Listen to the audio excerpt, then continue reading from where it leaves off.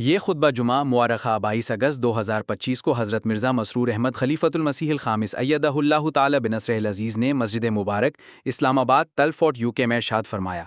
تشہد، تعوذ، تسمیہ اور سورت فاتحہ کی تلاوت کے بعد حضور انور ایدہ اللہ تعالی بنصرہ العزیز نے فرمایا، حضرت صلی اللہ علیہ وسلم کی سیرت کے حوالے سے جنگوں اور غزوات کا ذکر ہو رہا تھا۔ اسی ضمن میں آج غزوہ حنین کا ذکر کروں گا۔ غزوہ حنین، حضور انور نے فرمایا کہ یہ غزوہ شوال 8 ہجری میں پیش آیا۔ اسے غزوہ حنین اس لیے کہا جاتا ہے کیونکہ یہ جنگ حنین نامی مقام پر لڑی گئی، جو مکہ اور طائف کے درمیان ایک بستی ہے اور مکہ سے تقریباً 26 کلومیٹر کے فاصلے پر واقع ہے۔ اس غزوے میں بڑا قبیلہ حوازن شامل تھا، اس لیے اسے غزوہ حوازن بھی کہا جاتا ہے۔ بعض نے اسے غزوہ اوتاس بھی کہا ہے، کیونکہ دشمن کی فوج کا ایک حصہ حنین سے بھاگ کر اوتاس نامی وادی میں چلا گیا تھا اور مسلمانوں نے وہاں انہیں شکست دی تھی۔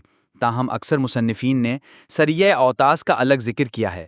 حضور انور نے فرمایا کہ غزوہ حنین کا ذکر قرآن کریم میں یوں آتا ہے، یقیناً اللہ بہت سے میدانوں میں تمہاری مدد کر چکا ہے، اور خاص طور پر حنین کے دن بھی جب تمہاری کثرت نے تمہیں تکبر میں مبتلا کر دیا تھا، بس وہ تمہارے کسی کام نہ آ سکی اور زمین کشادہ ہونے کے باوجود تم پر تنگ ہو گئی، پھر تم پیٹھ دکھاتے ہوئے بھاگ کھڑے ہوئے۔ پھر اللہ تعالیٰ نے اپنے رسول اور مومنوں پر اپنی سکینت نازل کی اور ایسے لشکر اتارے جنہیں تم دیکھ نہیں سکتے تھے، اور اس نے ان لوگوں کو عذاب دیا جنہوں نے کفر کیا تھا، اور کافروں کی ایسی ہی جزا ہوا کرتی ہے۔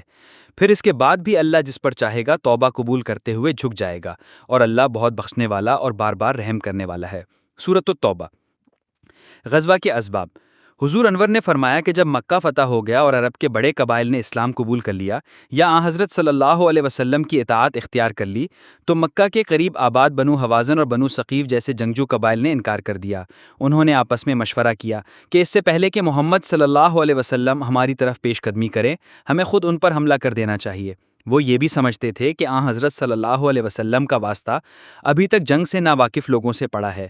بنو حوازن کے ساتھ قبیلہ ثقیف، نصر، جشم، سعد بن بکر اور بنو ہلال کے کچھ لوگ بھی مل گئے۔ روایات سے معلوم ہوتا ہے کہ بنو حوازن نے مسلمانوں سے مقابلے کی تیاری بہت پہلے سے شروع کر دی تھی، کیونکہ انہیں بت پرستی کے ختم ہونے کا ڈر تھا۔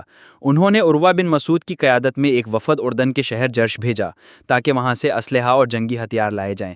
ان تیاریوں کا علم اس وقت ہوا جب فتح مکہ کے لیے روانہ ہونے والے اسلامی لشکر کے ہراول دستے نے ایک جاسوس کو گرفتار کیا۔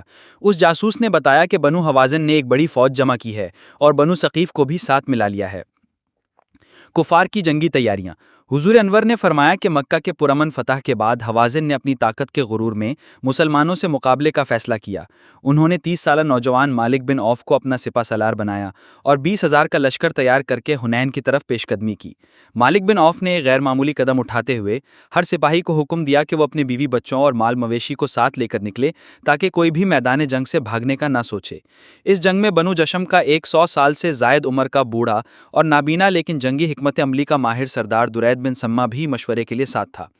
جب لشکر وادی اوتاس پہنچا تو درید نے بچوں، عورتوں اور جانوروں کی آوازیں سن کر اس حکمت عملی پر اعتراض کیا۔ اس نے مالک بن عوف سے کہا کہ یہ نہایت غلط رائے ہے، اگر شکست ہوئی تو تم اپنے اہل و عیال اور مال سے بھی ہاتھ دھو بیٹھو گے۔ اس نے مشورہ دیا کہ عورتوں اور بچوں کو محفوظ قلعوں میں بھیج دو اور صرف مردوں کے ساتھ لڑو۔ مالک بن عوف نے تکبر سے یہ مشورہ رد کر دیا اور اس نے خودکشی کی دھمکی دی، جس پر قبیلے نے مجبوراً اس کی اطاعت کی۔ تاہم درید کے دوسرے مشورے پر عمل کرتے ہوئے مالک نے اپنے کچھ افراد کو گھاٹیوں میں چھپا دیا تاکہ وہ اچانک حملہ کر سکیں۔ مسلمانوں کی تیاری۔ حضور انور نے فرمایا کہ جب حضرت صلی اللہ علیہ وسلم کو مکہ میں ان تیاریوں کی خبر پہنچی تو آپ نے حضرت عبداللہ بن ابی حضرت اسلمی کو معلومات کے لیے بھجوایا۔